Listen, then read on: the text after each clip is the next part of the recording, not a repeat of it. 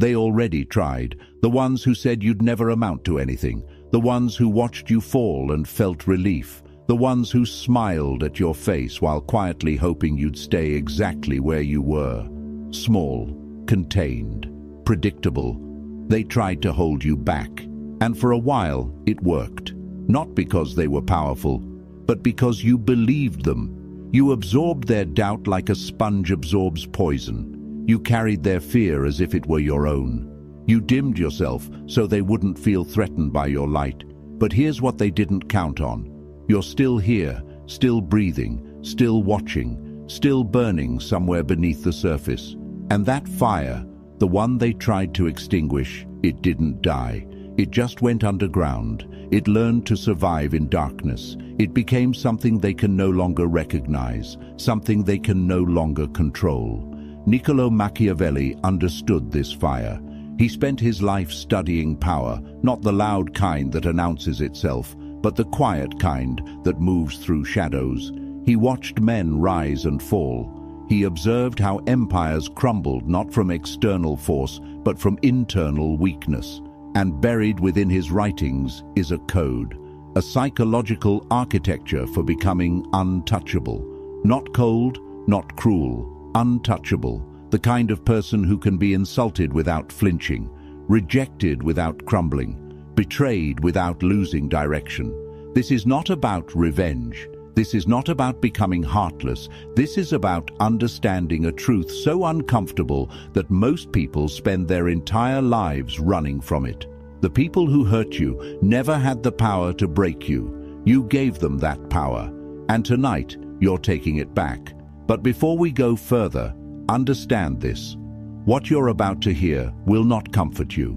It will confront you. It will ask questions you've been avoiding. It will expose patterns you've been protecting, and by the end, you'll either walk away unchanged or you'll never be the same again. Let's begin. Here's the brutal truth nobody wants to say out loud.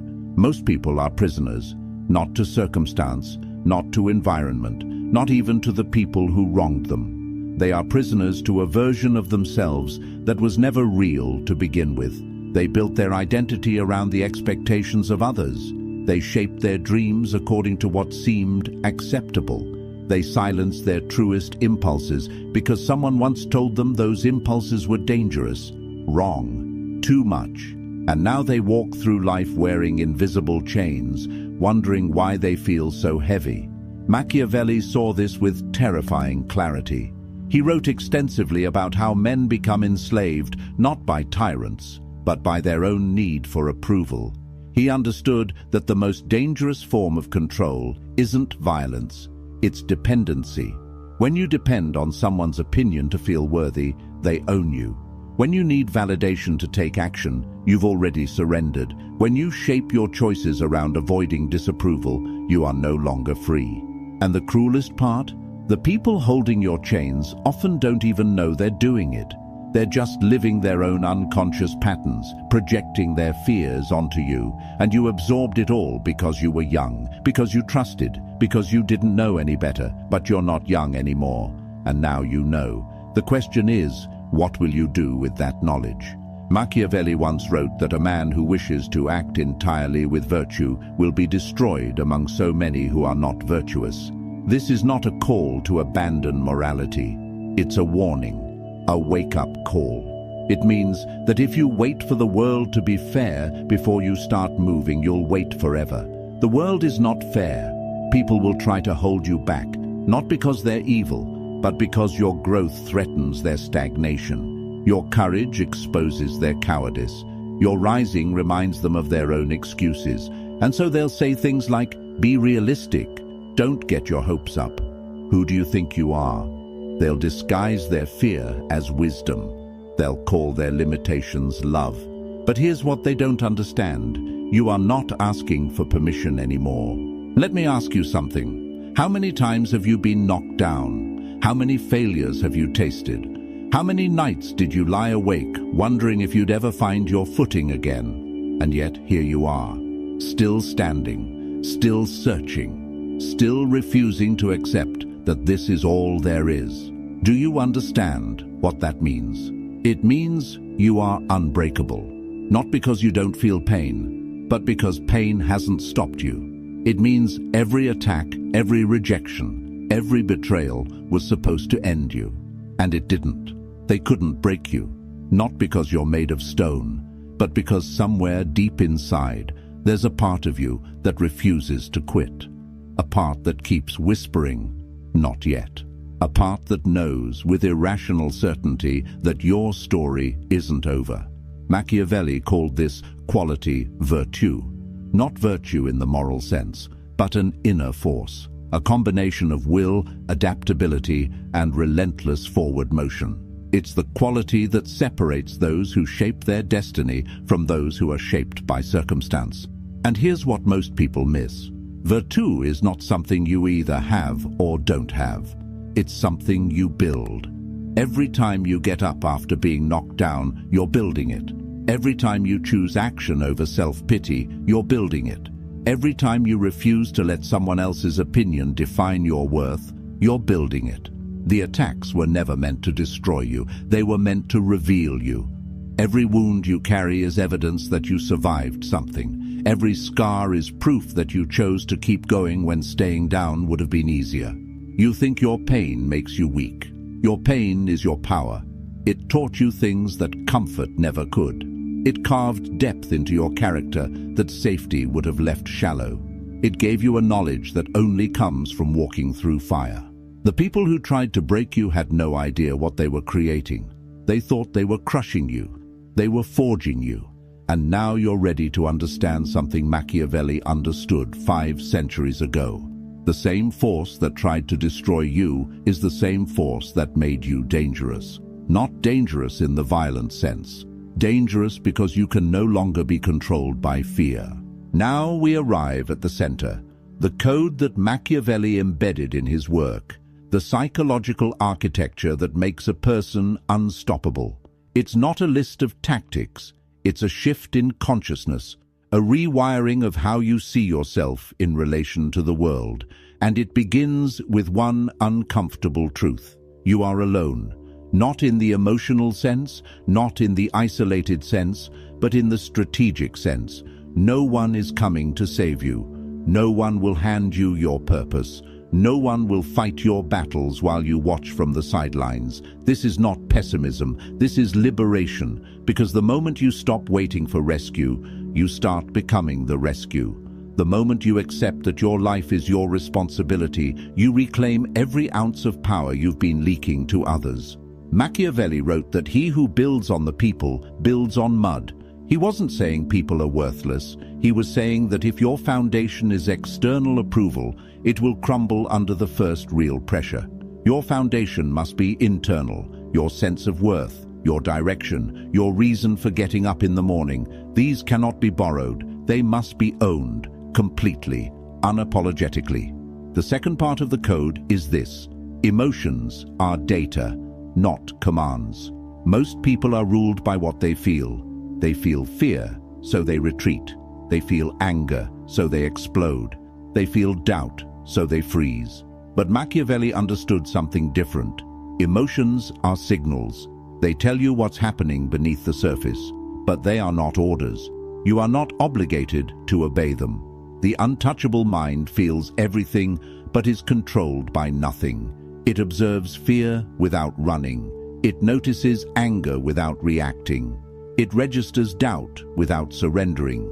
This is not suppression. This is mastery. You don't become cold. You become free.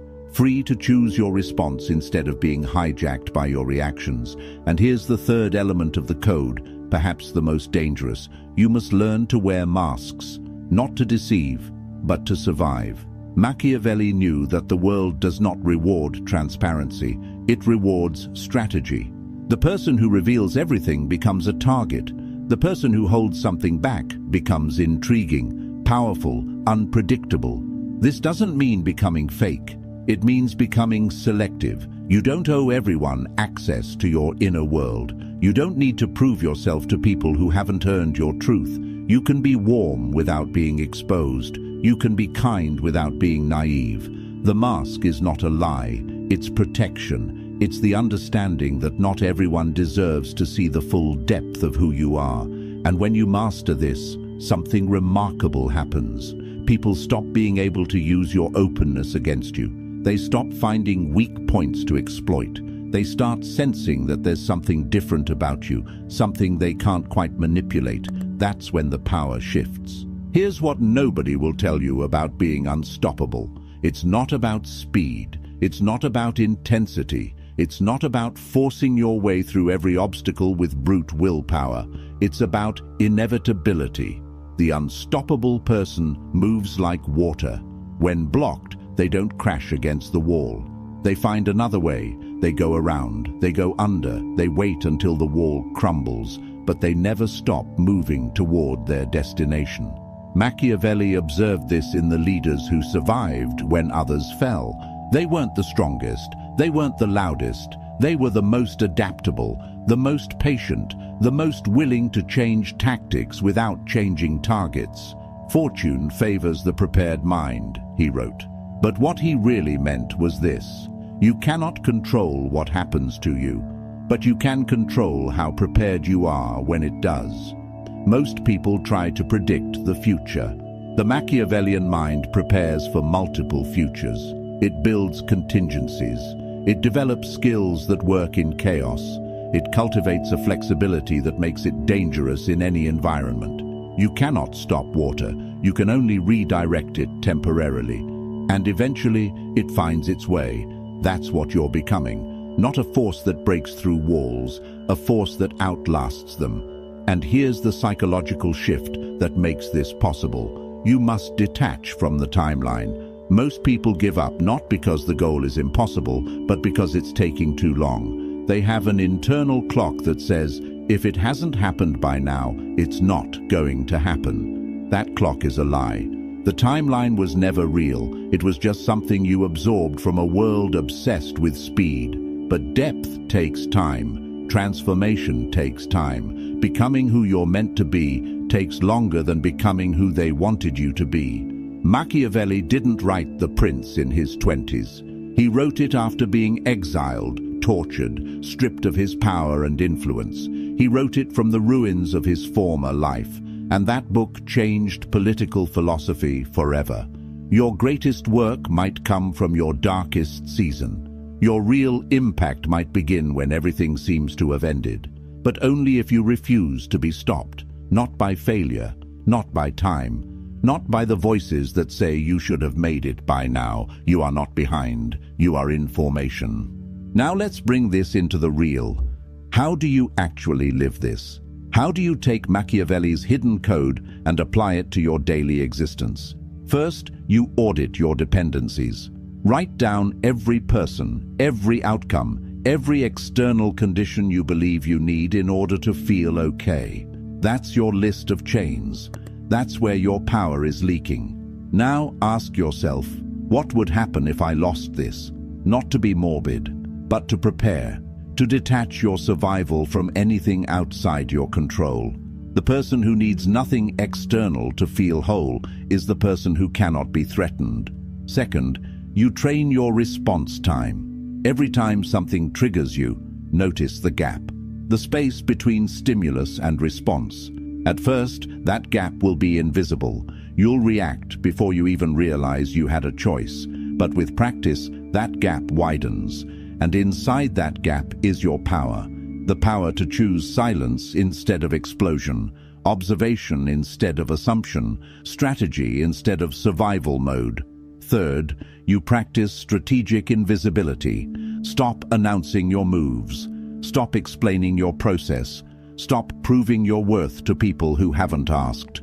Let your results speak. Let your silence confuse those who expected your noise. Let your absence create more presence than your presence ever did. The world is addicted to visibility, but the most powerful moves happen off stage, in the quiet hours, in the unseen discipline, in the choices no one applauds. Fourth, you build your inner council. Not just people, though yes, you need a few who sharpen you, but also voices, thinkers who lived before you and left maps behind. Machiavelli is one. But there are others.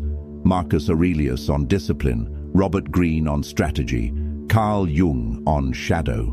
These are not just books, they are mirrors. They show you parts of yourself you've been avoiding. Build a relationship with them. Return to them when you're weak. Let their words recalibrate your mind when the world tries to bend it. And fifth, the most important one, commit to the long game. Not the applause, not the shortcut, not the viral moment, the long, slow, invisible construction of something that cannot be shaken. Something that doesn't need external validation because it was built on internal truth. This is the Machiavellian path, not domination, not cruelty, sovereignty, the complete ownership of your own mind, your own direction, your own fire. So here you are, at the end of this, but really at the beginning. You've heard the code, you've seen the pattern. Now the only question that remains is this: will you use it? Because knowledge without application is just entertainment. You can watch this, feel something, and go back to the same patterns by tomorrow morning. Or you can decide right now that something has shifted, that the person who walked into this video is not the same person walking out. They couldn't hold you back because you're no longer standing still. They couldn't break you because you've already put yourself back together, stronger, wiser, quieter. They cannot stop you because you've stopped asking for permission. The code isn't complicated. Own yourself, master your reactions, move in silence, prepare for everything, attach to nothing. That's it. That's the architecture of the untouchable. Machiavelli understood it 500 years ago, and now so do you. The question is what you'll do with the next 500 days. Will you build, or will you return to the chains? If something in this awakened you, leave 2 words in the comments. I'm unbreakable, not for me, for you, to mark this moment, to declare something to yourself that no one else needs to understand. And if you're not ready to say that yet, that's okay too. Just remember this: the fire is still there. It never left. It was just waiting for you to stop apologizing for its heat. Now burn.